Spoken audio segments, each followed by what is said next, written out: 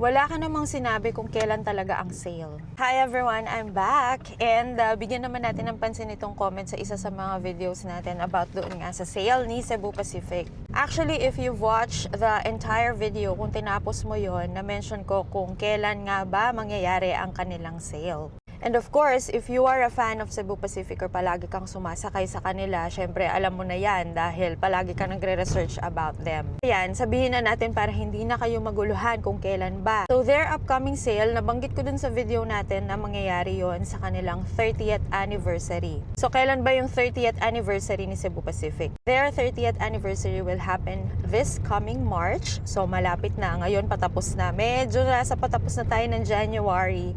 So by March, sa first week of March, ayan, mag-abang-abang na kayo kasi magse-sale na rin sila. Siyempre, tayo naman, mahilig tayo sa mga sale ng tickets, ano? As much as possible, kung makakapag-book tayo ng sale ng mga flights, mas maigi kasi nga, meron pa tayo magagastos in our hotel or accommodation tuwing nagta-travel tayo. But of course, kapag nag-sale yan, sa mga first-timers na nagbo-book, kahit na makita ninyo na piso sale yan, 99 pesos, 299, or kung magkano man yan, hindi po yun yung total na babayaran natin. So, there are also taxes and fees na kailangan nyong isaalang-alang whenever you book a sale ticket. Minsan kasi naiisip nung iba, akala ko ba piso, bakit ganito yung babayaran ko, mahigit 1,000.